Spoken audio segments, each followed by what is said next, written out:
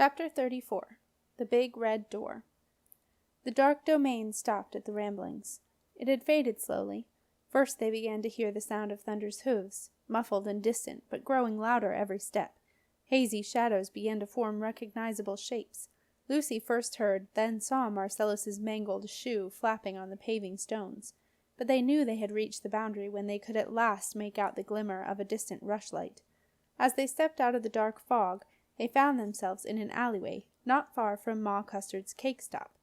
Feeling as though a great weight had been lifted from their shoulders, everyone exchanged strained glances. Although only Lucy and Sarah met Simon Heap's eyes, no one spoke. Free of the dark fog, Thunder snorted and pulled away from Jenna's grasp. As he headed noisily back to his master's side, Jenna let go, and to her surprise, saw a rat clinging to Thunder's mane. "Stanley?" she said, but the rat did not respond. Its eyes were shut tight, and it was muttering something that sounded like, "Stupid, stupid, stupid rat." It did not look happy, thought Jenna. Marcellus looked about anxiously. The border of a dark domain was not a place to relax. This was where outriders patrolled, extending its boundaries, pulling the domain ever outward. He placed a finger on his lips for silence, and reverting to what Septimus called old speak, as he did when a little tense, he whispered to Jenna, "Whither now, princess?" Jenna pointed at the lone rushlight, which illuminated the entrance to the ramblings she had been headed for, a tumble-down archway covered in ivy and a purple flowering plant that grew out of untended walls in the castle. The purple flowers were long gone in the dead of winter, but the woody twigs of the plant hung down and brushed their heads as they stepped through the old stones into the hush of the ramblings' backwater. Muttering, "I nat voi eslep ureter," Septimus was busy returning his dark disguise to its tinderbox. It folded up as helpfully as his house mouse and as thin as a piece of tissue paper. He pushed the lid on tight and placed the little box back in his deepest pocket, along with the precious key to dungeon number 1. "I'll put a safe screen on the arch," he said. "At least that will keep the darkness out for a little while longer." Marcellus disagreed. "No, apprentice, we must leave no clue that we have come this way. We must leave it as we found it." Freed from the dark domain, the party split into its natural alliances, which meant that Septimus and Simon got as far away from each other as possible. Marcellus and Septimus led the way. Simon, grabbed by Lucy on one side and Sarah on the other, stayed back, hiding his awkwardness at being near Jenna and Septimus by fussing with Thunder. Jenna hovered between the two groups like a magnet, attracted by the presence of her mother, and repelled by the presence of Simon. Eventually, after 2 wrong turnings, Jenna joined Marcellus and Septimus and once again led the way. The Ramblings was a strange place that night. Normally on the longest night it had a festive atmosphere. Doors would be flung open to reveal welcoming rooms with candles ablaze and tables piled high with delicacies from the traders' market. People would sit chatting with friends while children, allowed to stay up late and run free, played in the corridors. It was always a noisy, riotous time, fueled by plates of sugared biscuits and bowls of sweets, which were traditionally left beside the numerous candles that roosted on any free perch in the passageways. But as Jenna led the way through the empty corridors, the only sound to be heard were low, worried conversations drifting through closed doors, and the occasional wail of a disappointed child. It felt, she thought, as though everyone was waiting for the onslaught of a violent storm. But despite the sense of trepidation pervading the place, the candles still shed their warm light on the newly swept passageways, and the bowls of biscuits and sweets sat untouched in their niches. Although not for long, Jenna, who had had nothing to eat since edifice with Beetle, spied her favorite iced pink rabbit biscuits and grabbed a handful. Septimus was particularly pleased to find a whole bowl of banana bears, and even Marcellus permitted himself a small toffee. And so they walked on through the deserted corridors, Thunder's hooves clip-clopping as they went. The sound of the hooves brought 1 or 2 worried faces to the tiny candlelit windows that looked out onto the passageways, and once or twice a door was held open an inch or 2, and frightened eyes gazed out. But the door was soon slammed, and the candles quickly snuffed out. No one seemed reassured at the sight of the extraordinary apprentice in the company of a witch, an ancient alchemist, and that disgraced Heap boy. What was his name?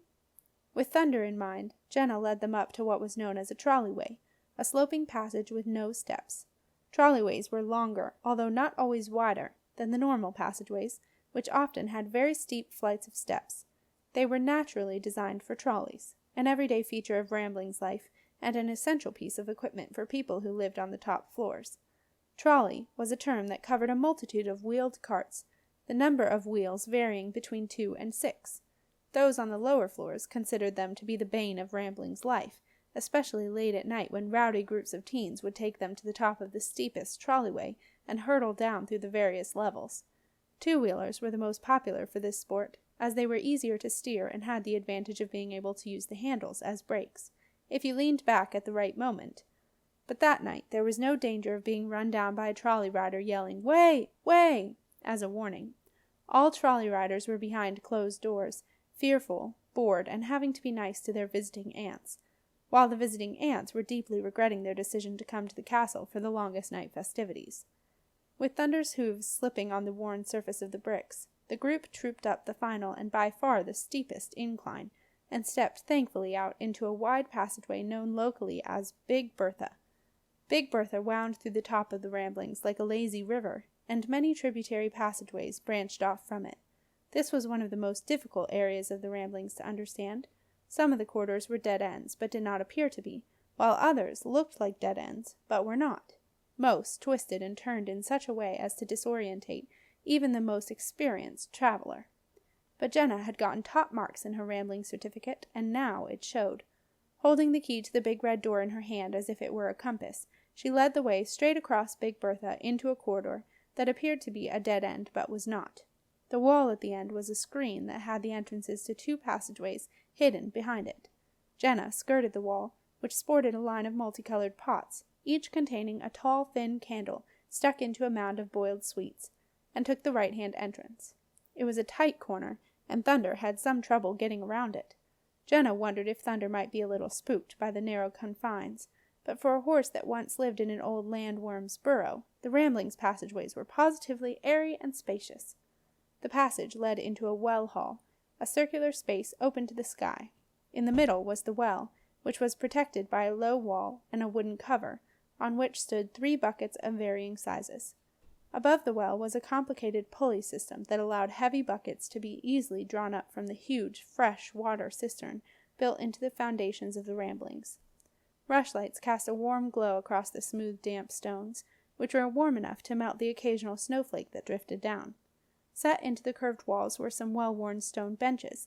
Pots with candles and wrapped sweets had been left on the benches and gave the well-room a festive look. But even this popular meeting place was, like everywhere else, deserted. Jenna waited by the well while everyone caught up. She caught Sarah's eye and smiled, hoping that Sarah recognized the place where she used to draw water and spend many hours chatting to her neighbors. But to Jenna's distress, Sarah just gazed blankly back. "Nearly there," said Jenna, trying to keep cheerful. "Hey, Jens, remember when you dropped your bear down the well and I fished it out in a bucket?" said Simon. Jenna ignored him. She didn't think Simon had any right to use the old name he used to call her by before he kidnapped her and planned to kill her. No right at all.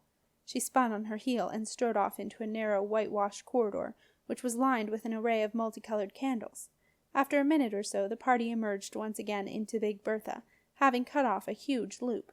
They went around one more bend, and then Jenna turned down a wide alleyway, which proclaimed itself there and back again row.